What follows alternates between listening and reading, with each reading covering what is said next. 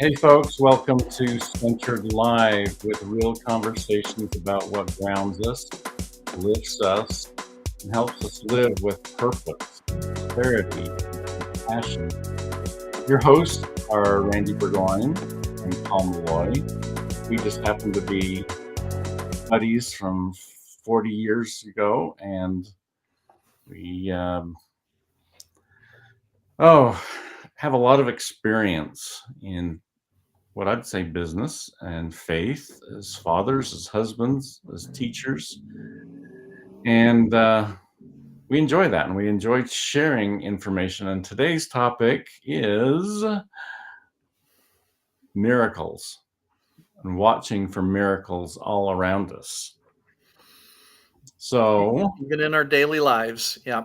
yep, yep. So why miracles, Paul? Why? What's Right. I think it's a fair question. Why would we pick this? One, I think it's because it's going to be fun. But perhaps more importantly, it's going to be uplifting. It's going to be encouraging. Certainly could be faith promoting. But mostly, I think that when we become aware of miracles that happening in our daily lives around us, that it becomes something that lifts the heart and gladdens the soul. And I think that that's something that we desperately need more of. You might remember that back in the 80s and 90s, there was a series of books that came out called Chicken Soup for the Soul. yeah, And that was the whole purpose, was to give people something to be cheered up yeah, by and to appreciate that life wasn't all drudgery and problems. And even though sometimes, the stories were about problems, they certainly showed how those problems were overcome to the benefit of those who were involved. And I think that that's part of what we want to try to achieve here today or tonight today. And certainly, people of religious faith are certainly used to the idea of stories of miracles provided by God. A lot of them, of course, chronicled in the Bible, both Old Testament and New Testament, and the Book of Mormon, as well as other sacred texts. yeah. And I think when people think about those, they think about moving mountains and parting the Red Sea. Right? So big ones. Moses, 10 Commandments, So, right? Yeah, or even some of our modern day things where angels wrapping their wings around children to save them from a fire. We have right? a story we both know that's very well about that. But Yes. they all have to be big miracle to be big that big to be a miracle. Yeah, I mean, I would say the truth is that most are not like a mountain moving or a Red Sea parting, right? I mean, when we think about everyday miracles, I consider the fact that we have this ball that we live on, which its internal is molten steel, molten metal, and yet we get just the precise amount of sunlight. We have just the precise amount of water and gases that allow for life to exist on this planet. And you think about that, and it starts to feel miraculous. Yeah. Well, and you think about just planting your garden Yeah, and you have a tiny seed, like a tomato seed is just really incredibly tiny. You plant that in the ground, or in a starter box or whatever, right, and out of this dark dirt and a little bit of water and sunshine springs out a great vegetable. It's right, To me, right. that's a miracle just right there. Yeah, exactly. And then when you talk about the springing forth of light, think about our bodies. I am always amazed at the we came from such small beings, and think about it in terms of literally the concept of cells coming together and then expanding and dividing and multiplying, and somehow that leads to a brain, a nervous system, a sensory ability and the ability to then communicate and certainly then create more life, right? And all of that to me just seems so miraculous. Yeah, and I think if you look at that communication skill that we get, whether it's verbal or nonverbal, um, we have a way of growing when we're sharing with each other and expanding our knowledge because of those communications. And and I think that then the secret is being able to serve others better with those communication methods that are so miraculous. I mean, think about, you know, 500 years ago, the Gutenberg press Hmm. was first introduced. We talked about this a few episodes ago, and how life changing that was. Yep, absolutely. Absolutely. They took an old Chinese method of stamping, right, Right? and automated it and improved our way of communicating. Communicating. It made it dramatically. It made Hu- books available Huge to the impact. common. Huge impact. Yep. Yeah. Absolutely. In fact, I'll even reference that again in just a little bit. But one of the things that I heard just last eve last yesterday. Okay, I happened to be listening to a woman who was sharing an experience of growing up here in the United States after she had relocated from Laos, Mm. um, and so she was speaking in a language known as Hmong, which I think is spelled Hmoung, if I remember right. And at any rate, there was somebody with her that was translating. Now, having learned Japanese, and I know you learned French, Mhm. um, that people would hear those languages and not be able to make heads or tails of it. And I was listening to her share experiences in her native language, and then this young man was actually translating into English, and I thought, oh my goodness, the fact that he understands what it is that she's saying Mhm. and able to translate that into something that I understand, to me was miraculous. Yep. So when we think about the word miracle, I think it deserves to be defined a little bit more. So, and another quick story. Mhm. A few months ago, I was actually delivering a PowerPoint presentation to a group of aviators, a group of people who were very much interested in aviation, pilots, and my topic was called "The Miracles of Pearl Harbor," referring to the December 7th, 1941 attack by the Japanese on Pearl Harbor, where we lost 7,000 people. We lost a number of critical Navy ships.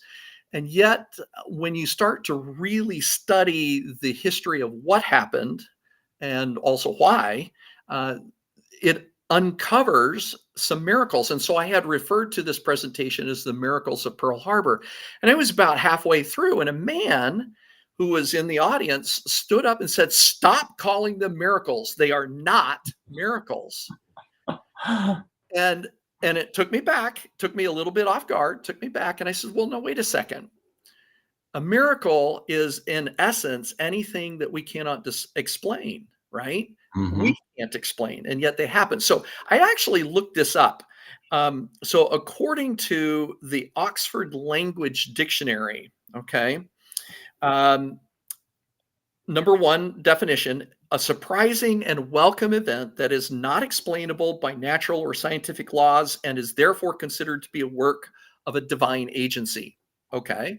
That would certainly be what we Yep. think of miracles from a scriptural sense, right? Right. Or from faith scenarios, right? Mhm. But number two, a highly improbable and extraordinary event, development, or accomplishment that brings welcome consequences.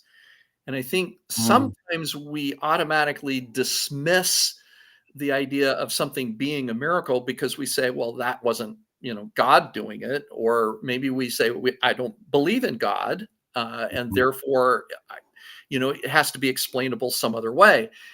Well, sometimes and sometimes not. Mhm. By the way, there is a third explanation, which is just simply the colloquial use of the word miracle, which is an amazing achievement or an outstanding example of something. And I think that, we say, wow, that is just a miracle. And we use that word. And so, really, when we think about those definitions, how hard is it to find things that really do come across as miraculous in our everyday lives? Yeah, and you bring up the religious versus the secular, but in my mind, there's no difference. They're the same. Yeah, why pit them against each other? Why Why put not them just against simply each say, other? why not both? They're how about both? Right, I may look at it and say, "Oh, well, that's divine intervention," and my scientist buddy's gonna say, "Wow, that was interesting.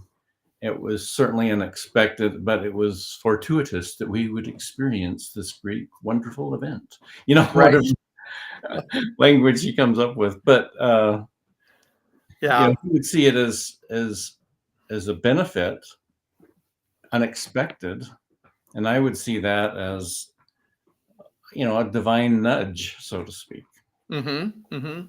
Well, and then going back to the premise of why we picked this topic, for this particular episode is, we certainly thought that there was some value in maybe calling attention to the fact that these things do happen. They happen all around us. They're not uncommon, but you have to watch for them. You have to look for them. And then when they do unfold, as it were, you have to sometimes say, "Oh, that was something that I didn't expect," or "That was a result that definitely benefited that person or even yourself." And then it's like, "Okay, I didn't expect that, and I'm glad for it," right? So therefore, a miracle. Right. Yeah.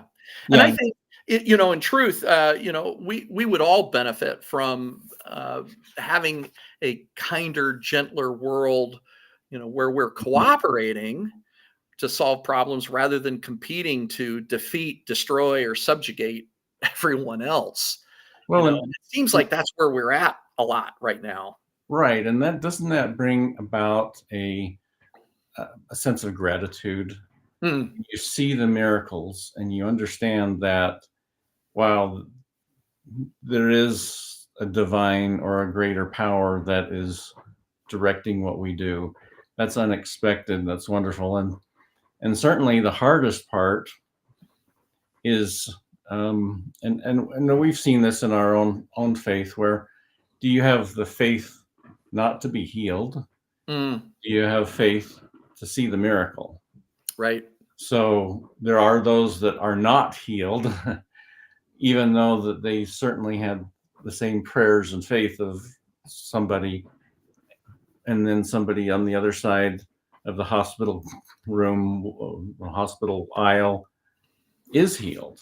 Right. Right. Yeah. And of course, sometimes the fact that we can't figure that out, we can't explain it, can be hard. It can be frustrating.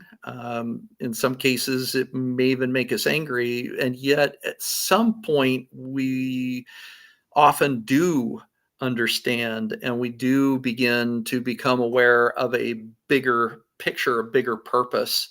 Mhm. And certainly, Randy, you and I, we're not strangers to having miracles that have happened within our own lives. And, what I'd like to do is I'd just very quickly share four miracles that have happened directly to me. And then I think you also had a set that you would like to share real quick. But I'll tell you, as a teenager, I was driving a Ford F-350 flatbed truck for a construction company here in Salt Lake City. I say here, you're near there. I'm not anymore, but that's where I was. Mhm. And I was coming back from Utah County into Salt Lake County. And anybody that knows that particular area, and even if you don't, I'll describe it briefly, is you've got a 6-lane freeway. At that time, it was 3 lanes in either direction, and it goes up part of a mountain side, and then it curves down into the Salt Lake Valley.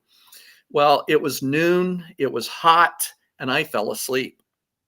I Oof. mean, completely asleep. And at the time that fell asleep, there was a car in front of me, there was a car on either side of me. I was in the middle lane, and there was a car behind me. And some 30 to 60 seconds, maybe even 90 seconds, I don't think it was quite that long, I woke up having successfully navigated that curving and descending road into the Salt Lake Valley without changing the position of my vehicle in relationship to the other vehicles around me, not at all. And I Wow. immediately thought, somebody or something has protected me. And I've never, it's just been amazing to me that that particular thing happened, because it could easily have been a catastrophic accident that could have killed me, could have killed others. Mm. Another interesting one that happened to me was in college. I took the Air Force officers qualifying test and I passed it. And then the Pentagon decided that they were going to raise the minimums, and I was fine on every score except for math, because I'm not a huge mathematician. I enjoy math, but I'm not super good at it. And so I had passed at the previous required levels, but now they not just increased it by a little bit, they doubled the minimum score. And I thought, oh my goodness, how in the world am I ever going to learn enough math in a matter of weeks to try to pass that? Mm. I studied. Anne helped me, who is good at math. I retook the test, not feeling that I had done anything different or had done any better, but I passed. And not just by a little bit, but by a significant increase. So I considered that to be a great miracle. And then a little bit later, I was learning how to fly and I was struggling. I was actually having a hard time landing the plane smoothly. And my instructor pilot said, you know what? I'm going to flunk you. If you can't figure this out, you're done. And he said, your last hope is I'm going to have you go up with a woman who was only 5 foot tall. She was so short, she actually had to put pads, cushions on the seat I see. of the airplane. But you know what? Something clicked, because the next time that I flew with my regular instructor, I was landing that airplane so smoothly, he was astonished. And then you will remember, Randy, that we Anne got pregnant with twins, Yep. and I was working with you at Burgoyne Computers when they were delivered in 1986. And the thing that was so amazing is that as um, a pre-existing condition, nobody would insure us. Mhm. Um, I just graduated from Weber State, and we went to the hospital 6 weeks premature, and the total medical bill from the doctors, the hospitals, everything. Remember, this is 1986. The grand total was $10,000. And while we might think, oh my gosh, wouldn't that be amazing now? The more important thing is that you'll remember, Randy, that we worked with another man who also had twins around the same time. And there were a lot of complications with the twins. He had a boy and a girl. I had a boy and a girl. Uh, in the end, I think he was closer to $1 million in the hospital and medical bills that were there. And it's like, Wow. why that? Why were ours so much healthier when everything else seemed to be pretty much the same? To me, miraculous. Right. Yeah. And that's another one of those times when you wonder, why was this set of twins blessed and this one not? Or maybe there was some other Right, blessings that came later, some other right, miracles that happened right. because of that, which I think that we've seen also. And I've had some similar experiences. Driving seems to be one where there's a lot of miracles. Well, I was just at the end of my first semester in college. I was going to BYU at the time, Hmm. and I was heading down to college from Bountiful, where we lived, to Salt Lake to a dentist, and then I was going on to Provo. I stopped at the dentist, got my exam, headed on the freeway, and if you remember the old 6 South on ramp to the freeway, Hmm. you'd go fairly flat, and it would let Yes. very quickly. Yes. Yeah. Well, I was driving, and I hit that little uphill part, and the car in front of me was going rather slow. And I thought, oh, I'll change lanes and just ease around. Something physically grabbed the wheel of my car, Mm. prevented me from changing lanes. Wow. And it was so astonishing to me that I uh, slowed down. I pushed the brake and slowed down to match the speed of the car in front of me. Wasn't 3 seconds later, a little red sports car Hmm. zipped by at probably 90 miles an hour, right Oh my. then. I was so overcome with shock that I had to pull over to the side of the road Mm. and just was unable to drive for about 10 minutes Wow. because of the emotional effect that it Right. had on me, Right. realizing there was some divine help, some angel that grabbed my wheel and prevented Hmm. me Hmm. from changing lanes. Um, and that was an impressionable time in my life. I was, an 18-year-old going to college, and uh, that's been an impressionable time in my life. Another story was, a dozen years later, we'd married, and we had my second daughter had some health trouble, and I had left Burgoyne Computers, and I was unemployed, and she needed to have the surgery. And the doctor we were working with said, "This is rather urgent. She needs to have this surgery within the next few weeks." We didn't have insurance. I Mm. didn't have a job, but Scary. Been there, right? Been there.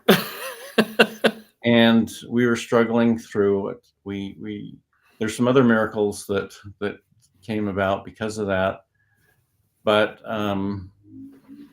a few weeks after she got home, we were trying to balance our checkbook and figure out how to make things. We decided that we were going. This was about Thanksgiving time. It was early December, and we decided that we were going to have a very moderate Christmas. We weren't going to have our big Christmas dinner Mm. and such. We were just going to keep it really low key. And we were trying not to let others know about it. I mean, we were kind of prideful. um, but about a week before Christmas, we heard a knock on the door, and we went, and there was a crate with a frozen turkey and stuffing and potatoes and vegetables, all the fixins for a fabulous Christmas dinner. Wow. And right on the top was a check for $500. Mm. And, that was a miracle that was done by somebody else. Right. And I think that that's the sign that we have an opportunity to give miracles to others. Absolutely. And I was talking to my wife a little bit before this, and we talked a little bit about um, some of the miracles that we see that we think are everyday routine things. Hmm. Like I mentioned earlier, a seed that plants and grows, or picking a nice red apple off of a tree and enjoying. Right. I think any fruit is a miracle. Right. Absolutely. And the birth of a baby You Yes. talk about your twins.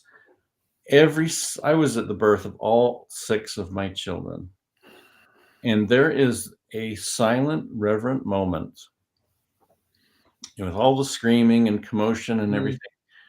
All 6 of them had that silent, reverent moment hmm, after the birth that is holy. It's a sacred mm. moment. It's almost as if deity is blessing that child with, marrying the spirit and the body together, so to Wow. speak. Marvelous. And so those are the kind of things that have just made miracles so evident to me in everyday life. I mean, we Right. talk about modern technology, modern Hmm. medicine. I'd be dead Hmm. twice and lame twice if it wasn't for modern medicine. Right. Right. My leg, my shoulder, my gallbladder. I had a bullet in my leg. I've had other scarlet fever. Those kind of things are modern medicine. I would not have survived till Absolutely. 10 years old. Absolutely. Yeah. Yeah. And to be sure, I think that with some awareness and maybe a little bit of practice, it wouldn't be hard to go back through history and begin to see Mhm. and identify miraculous events that, again, aren't explainable through human abilities. Right. Um, we talked earlier about the Gutenberg printing press. Yep. The fact that he saw how to do this after having had some exposure through drawings of a Chinese system, right? And Mhm. how his motivation was to figure out how to create the Bible and make it available for the common person, Mhm. because at that point of human history, all Bibles were written in Latin, Mhm. painstakingly copied by hand, letter by letter. It wasn't there was no printing; it was just calligraphy. Um, and what he did then changed humanity. It changed the world. And I think sometimes we just say, "Oh, yeah, that was an easy thing or a simple thing." Well, it may have been easy by today's standards, and simple by today's standards, but not back then. I mean, even the creation of the lead type, which all had to be created in reverse. Remember, because you put Yep. it down with the ink onto the paper, it had to be created in reverse. Valley Forge is a story that I think almost every student knows or hears about. What is not so readily shared is the miracle that happened, because the reality is that the British could have wiped out Washington with his feeble force there at Valley Forge in a terrible, terrible winter. And yet that didn't happen. And there are some specific reasons why that didn't happen. But those reasons are not humanly explainable. Mhm. It's like, okay, there's something more to it than that. Moving forward, the Battle of Gettysburg, which was a devastating battle for both sides. And yet, if the Confederacy had won, it's widely accepted, and they probably should have won by numbers. Okay. But if they had won, they would actually have uh, been forced to sue for peace. There would have remained a divided country, Mhm. the Union and the Confederacy. And if that had happened, we would never have been in a position to help out with the first Great War, World War One, and certainly not been able to handle fascist dictatorships in the Pacific and in Europe simultaneously as a divided nation. We wouldn't have been able to do that. Um, I think of the Wright brothers, which, as a pilot, I'm very familiar with their story. To understand how two young men who never went to college were able to do something that other university educated scientists and engineers had not been able to do, to me, is miraculous. The Battle of Midway, which occurred 6 months after the attack at Pearl Harbor, was the turning point of World War II for the United States. After just six months. Now, it will take another 2.5 years to finally win the battles of World War II in favor of democracy. But the fact that we were able to rebound so quickly, and even the battle itself has miraculous elements to it. And then finally, one that I think that a lot of people would recognize is the miraculous return of the Apollo 13 crew when they had that catastrophic failure of their oxygen system, and the fact that ended as well as it did is nothing short of a miracle. Yeah, yeah. And right along that, I think most of us are familiar. Anybody that's over 25 years old will remember 9/11. Mm-hmm. And there's so many stories that have come out. We couldn't cover, a tenth or a hundredth of them. Right.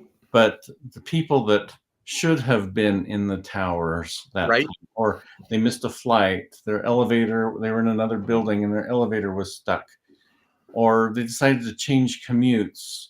There was traffic jam. Mm-hmm. Many of these people have attributed these to divine intervention.